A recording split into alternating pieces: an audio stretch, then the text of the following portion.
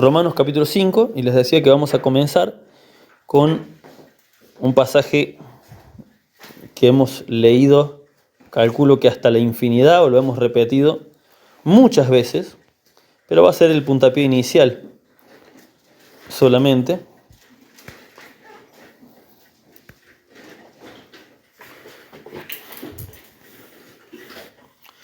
Romanos capítulo 5, versículo 1 y 2 dice: justificados pues por la fe, tenemos paz para con Dios por medio de nuestro Señor Jesucristo, por quien también tenemos entrada por la fe a esta gracia en la cual estamos firmes y nos gloriamos en la esperanza de la gloria de Dios. Amén. El versículo principal para tener en cuenta es el 1, ¿no? Justificados pues por la fe, tenemos paz para con Dios. Este es uno de esos pasajes que, por lo muy seguido que lo escuchamos, o que lo solemos ver en distintas enseñanzas, suele convertirse en...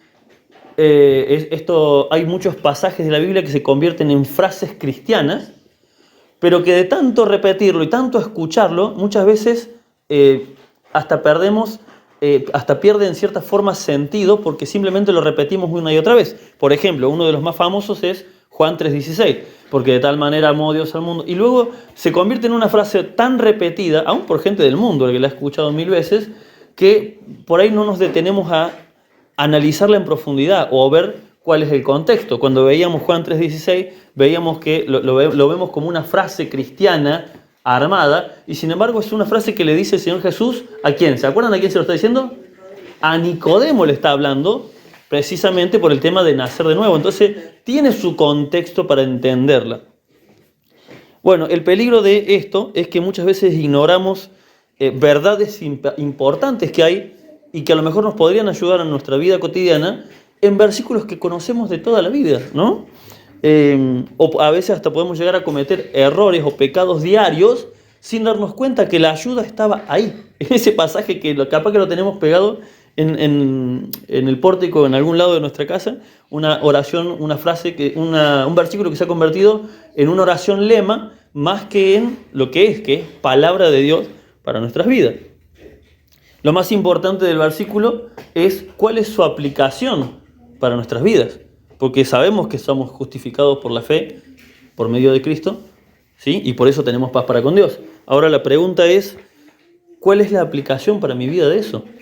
¿Cómo me afecta a mi vida diaria? ¿Cómo puedo perfeccionar mi camino en Cristo en mi vida diaria? Un ejemplo que yo ya lo he dado, y creo que ya todos lo deben haber recordado, de que lo hemos hablado, es Juan 14:6, cuando el Señor dice, yo soy, ¿qué cosa dice? Yo soy el camino, la verdad y la vida. Entonces, ¿qué significa esto para nuestra vida diaria? Bueno, que si Él es el camino, Él es el único camino por el cual podemos ir a Dios, no debemos acudir por medio de nadie más. Él es, dice al final, la vida, o sea, Él es la vida eterna, pero había algo clave que habíamos visto. Él es la verdad. Por lo tanto, cuando mentimos, ¿qué estamos haciendo? Atentamos contra Cristo. ¿Y cuántas veces decimos, Jesucristo es el camino, la verdad y la vida, y luego se escapa una mentira de nuestra boca? No nos damos cuenta, pero si Él es la verdad, ¿cómo vamos a mentir? Bueno, en esa frase, que a veces se hace una frase armada, tenemos una pequeña enseñanza que no nos damos cuenta. Entonces, ¿qué significa para nuestras vidas diarias?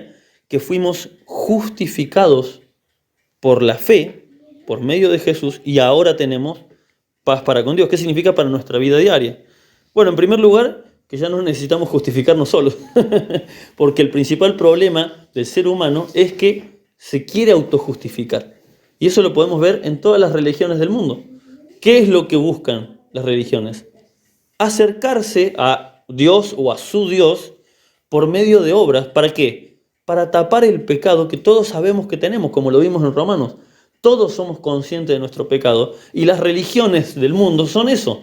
Son un intento del hombre de llegar a Dios. Mientras que el cristianismo de Cristo es Dios llegando hacia el hombre, ¿no? Entonces lo primero que tenemos que entender es que ya no necesitamos autojustificarnos. Un error muy común que todos cometemos es buscar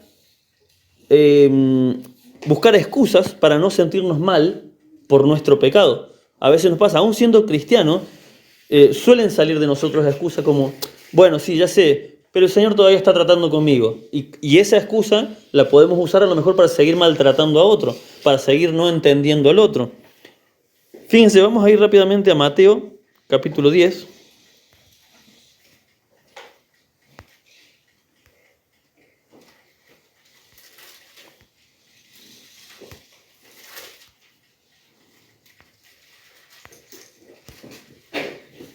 Mateo 10, el versículo 17.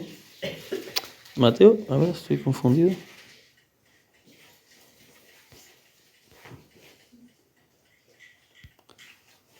Me parece que era Marcos, ya les digo. Mateo 10 dice... No, la historia del joven rico.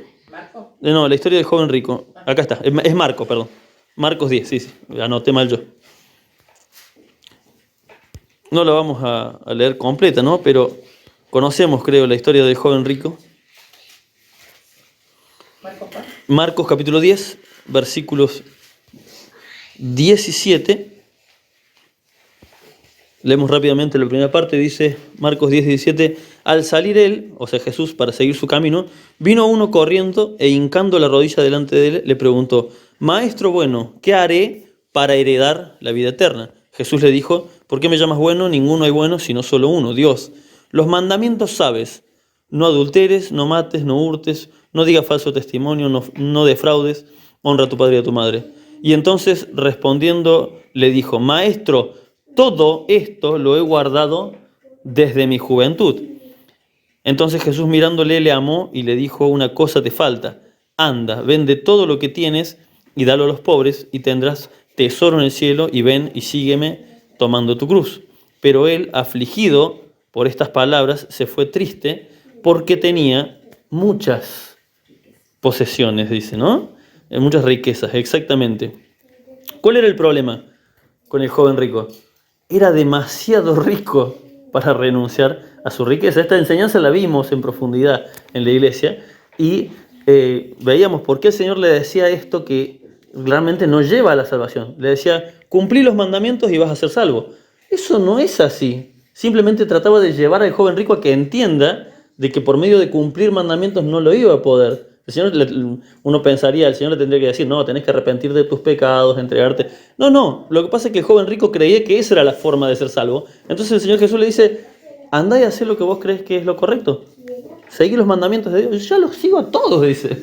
Lo cual sabemos que es mentira, porque la misma palabra de Dios dice que nadie puede cumplir todos los mandamientos. Entonces le dice, bueno, una cosa te falta. No es que le hacía falta dar la riqueza para ser salvo, lo que le hacía falta era ¿qué cosa? La entrega total a Cristo, renunciar a su vida, renunciar a sí mismo, negarse a sí mismo. Pero ¿qué pasa? Y ahí es donde viene la excusa. Sí, yo conozco todos los mandamientos y todo lo hice desde siempre, pero Dios sabe que tengo demasiada riqueza como para dejarla. Dios sabe que conoce mi corazón y sabe que yo le quiero seguir, pero tengo mi negocio, como orábamos recién también por los hermanos que están en dificultad con el trabajo, pero a veces también tenemos que ser sabios y darnos cuenta de que a lo mejor si un trabajo nos está dando la ganancia diaria, pero no nos está permitiendo congregarnos, no nos está permitiendo estar con los hermanos, no nos está permitiendo nada más, y habría que analizar con el Señor si realmente es una bendición de Dios. Hay cuántos casos hay de personas, pero incontables, que hemos conocido durante toda nuestra vida, de gente que llega a la iglesia pidiendo oración por su trabajo, el Señor les provee un trabajo y no lo ven nunca más, no en esta congregación, en ninguna. ¿Por qué? Porque ahora el trabajo es demasiado próspero, ¿no? Y bueno, no puedo, el Señor sabe que yo oro en mi casa. Autojustificación. Cuando el Señor dice, estamos justificados por la fe por medio de Jesucristo, ya no hay necesidad de esas cosas, porque son mentiras. Siempre la autojustificación es una mentira. El rico era demasiado rico para dejar su riqueza. Bueno, a veces nosotros somos demasiado orgullosos para renunciar a nuestra soberbia. A veces somos demasiado creídos para renunciar a la mentira que nosotros mismos hemos armado. No tengo ni idea, no hablo nada en particular, pero todos conocemos ese pecado al que nos cuesta renunciar. A veces el más común suele ser la soberbia, porque yo creo que tengo la razón y es así como yo lo creo. Por lo tanto, si entendimos o hemos entendido que mentir es atentar contra Cristo porque Él es la verdad, entonces autojustificarnos es atentar contra ¿qué? Contra la salvación que Él ofrece. Cuando nosotros nos autojustificamos a nosotros mismos, nuestros pecados, nuestros errores, bueno, sí, pero el Señor sabe, lo que estamos cometiendo es un error gravísimo, porque solamente somos justificados por medio de Cristo, no por medio de nuestra palabrería, nuestra justificación delante de Dios. ¿Y saben cuándo solemos justificar o autojustificar nuestro pecado? Y cuando nos enfrenta la palabra de Dios. Cuando nos confronta, cuando nos toca ahí, en ese puntito, el que predica o el mensaje o el devocional, cuando nos confronta, cuando nos dolió, esa es una excelente forma de saber que el Señor nos está confrontando. Cuando nos dolió nuestro ego, cuando nuestro orgullo hizo como un rechinido así, ahí algo saltó dentro nuestro. Inmediatamente tenemos que saber reconocer que es el Señor hablándonos. Pero a veces nos dejamos llevar por Él y bueno, el Señor sabe. Dios sabe cómo soy yo, Dios sabe, o justificar el pecado de otro. A veces, a lo mejor el marido que justificando el pecado de la esposa, o la esposa del marido, o el esposo el pecado de los hijos. No. El único que puede justificar esos pecados es Dios. Por mucho que yo diga, bueno, sí, pero mi papá, ya sé que siempre rechazó a Cristo, pero él era bueno, así que capaz que Dios lo tiene en el cielo. Yo me estoy autoengañando. Yo sé que puede ser doloroso imaginarse que un familiar murió sin Cristo, pero me estoy autoengañando. Me estoy autoengañando cuando sé bien que esa persona siempre hasta el último momento rechazó a Cristo. ¿Se entiende? Es muy doloroso, pero la verdad es la verdad. ¿Y quién es la verdad? Cristo. ¿Amén? Obviamente todos guardamos esperanza de que a lo mejor en ese último momento, tal vez esa palabra hizo efecto, guardamos esa esperanza. Pero cuando a veces tratamos de justificar a nuestro entorno para no verlo tan mal, estamos incurriendo ¿en qué? Autojustificación. Pero nosotros, si somos hijos de Dios, ¿quién nos justifica? Cristo, por medio de su obra. No hay más. No hay justificación fuera de Él.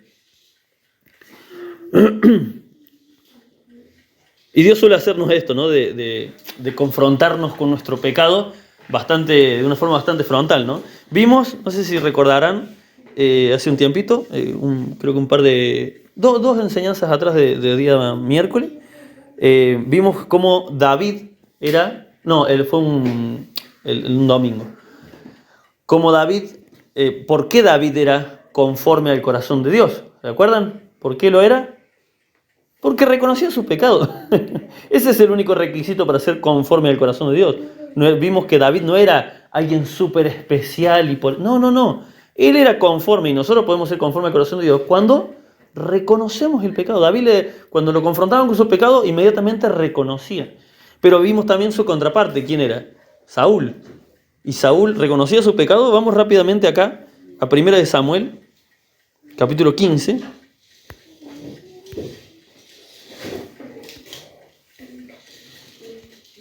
Primera de Samuel, capítulo 15.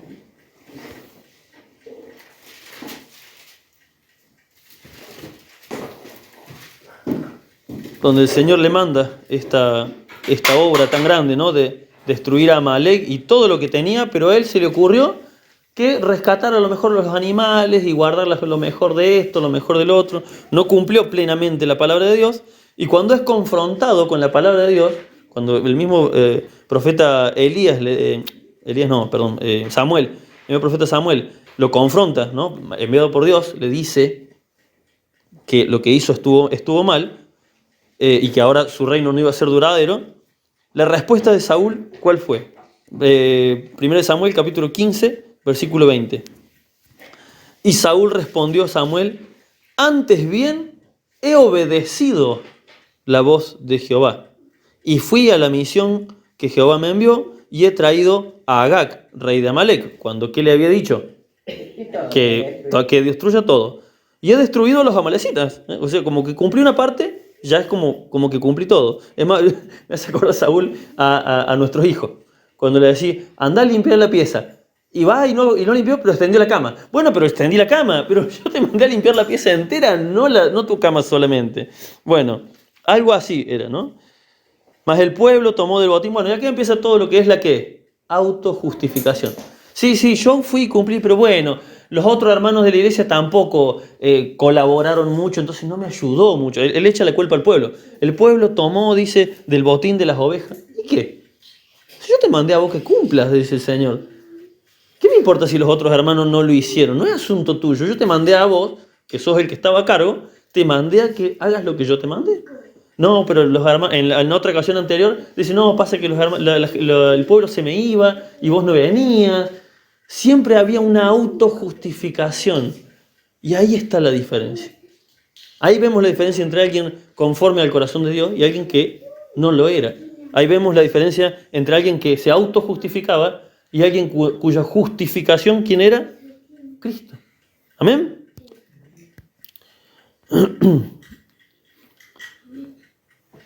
Pero hay un consuelo para nosotros si nos confronta muy seguido la palabra de Dios. Como vemos esa diferencia entre David y Samuel, hay un consuelo muy importante. David y Saúl, esa diferencia entre David y Saúl, vemos que hay un consuelo muy importante para nosotros. Al igual que a él, la palabra nos confronta seguido. ¿Saben por qué nos confronta? Porque nos ama el Señor. Hebreos 12:6 dice que el Señor al que ama, disciplina y azota a todo el que recibe por hijo. El Señor dice, al que ama, lo disciplina y azota, quiere decir, se le da sus buenos varillazos, como a un niño, al que recibe por hijo. Y esto me quedó, y ahora ya con esto terminamos, me quedó muy marcado cuando lo escuchaba, creo que fue creo que fue en la reflexión del día de domingo, si no me equivoco, cuando se habló de Elías, ¿no? Cuando fue con Acab a confrontarlo, ¿no? Y hay algo muy interesante. Cuando vemos, Acab era el rey que era el esposo de Jezabel, que Jezabel era el diablo hecha mujer, básicamente, y no vemos una palabra de confrontación contra Jezabel, sí de condenación, pero no de confrontación con su pecado. Pero sí vemos que Dios confrontaba con su pecado a Acab, que obviamente era un desastre, como su esposa, pero ¿por qué Acab lo confrontaba con su pecado? Y Jezabel simplemente fue condenada ya porque toda la maldad venía de ella, lo manipulaba el rey. Pero vamos a ir rápidamente, miren, Primera de Reyes. Pero él no era el rey de... ¿Él no era el rey? Él era el rey, sí. ¿Era él o de él? Él era el rey, pero quien manejaba todo era la esposa. Sí, pero él era el responsable. Exactamente, sin duda. Pero vamos a ver, ahí en Primera de Reyes, capítulo 21. Fíjense, ahí está la respuesta, la vamos a encontrar en un instante. Una parte que a veces creo que se pasa desapercibida, ¿no? De esta historia, que es muy interesante. Primera de Reyes, capítulo 21.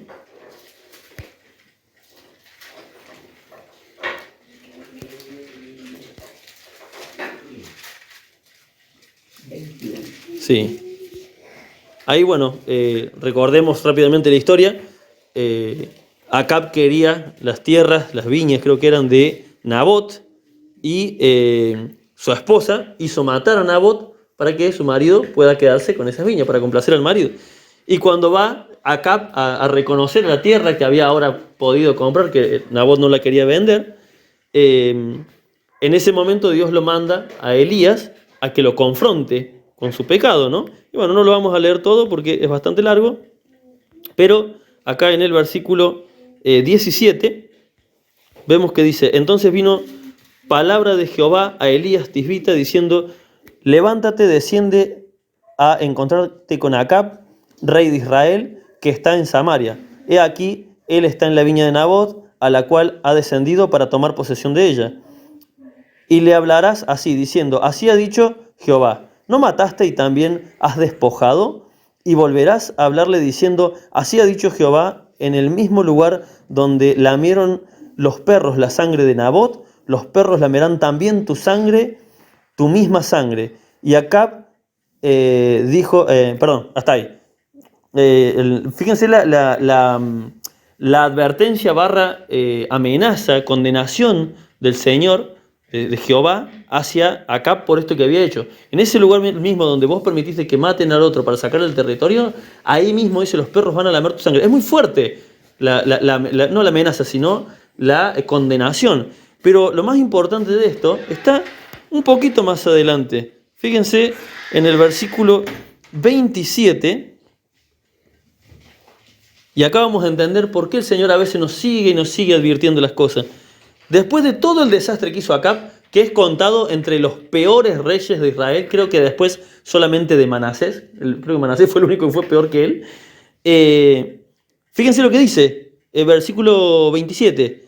Y sucedió que cuando Acab oyó estas palabras, rasgó sus vestidos y puso cilicio sobre su carne, y ayunó y durmió en cilicio y anduvo humillado.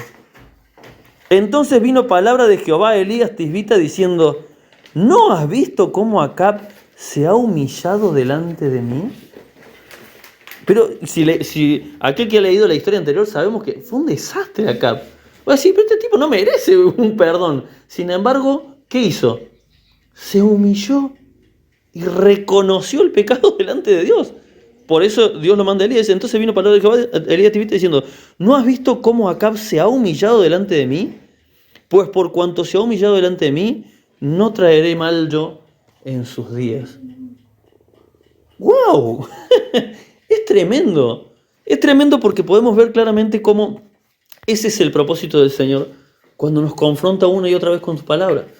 Obviamente está en nosotros, como si ser como David, que reconocemos nuestro pecado inmediatamente, salimos adelante y somos bendecidos, o aunque seas como Acab, que en el final de sus días, ya cuando cometió todos los pecados habidos y por haber, se humilla. El Señor tiene misericordia de ambos. Obviamente la vida no va a ser la misma que los de ambos. David murió en plena gloria, en su reino, con hijos, a pesar de sus pecados, sus errores, murió en paz, y Acab no, fue asesinado en medio de una guerra. Perdonado, pero murió de forma violenta porque tuvo que pagar los desastres que había hecho. Concluimos con esto, hermanos. Humillarnos y reconocer nuestro pecado es lo único que nos puede hacer acceder a la justificación por medio de Cristo. Solamente humillarnos delante de Dios, reconocer nuestro error, darnos cuenta de que, como siempre digo, esta frase que la vengo diciendo hace mucho y se las voy a taladrar siempre en la cabeza. Ante una situación, ante una duda, ante una pelea, ante una discusión con algún hermano o hermana, lo primero que se tiene que venir a nuestra cabeza es, a lo mejor el equivocado soy yo. A lo mejor, es lo primero que tiene que venir a nuestra cabeza. A lo mejor, y analizarlo. A ver, ¿qué dije? ¿Cómo lo dije? ¿En qué situación estaba el hermano? ¿En qué situación estaba la hermana? A lo mejor no tengo toda la información. A lo mejor el equivocado soy yo. Porque esa es una actitud humilde que Dios busca de nosotros. Es la humillación, es decir, a lo mejor fue mío el error. A lo mejor no lo fue, pero tiene que estar en nuestra cabeza esa opción. Humillarnos y reconocer nuestro pecado es lo único que nos que nos puede hacer acceder a la justificación que ofrece Cristo. Y una vez justificados, ¿qué vamos a tener? Paz para con Dios. Justificados, pues, por la fe, tenemos paz para con Dios. ¿Saben por qué nos autojustificamos? ¿Saben por qué necesitamos buscarle la quinta pata al gato para justificar eso que no queremos dejar? Porque no tenemos paz. Porque el Espíritu de Dios, cuando está en nosotros, no nos deja en paz. Y nos va a seguir taladrando y nos va a seguir buscando hasta que abramos esa puerta. Hasta que lo escuchemos y reconozcamos que estamos en ese pecado. ¿Amén? ¿Se entiende un poquito más ahora cómo aplicarlo en nuestra vida diaria? Este versículo tan famoso, justificados pues por la fe, tenemos paz para con Dios. ¿Amén?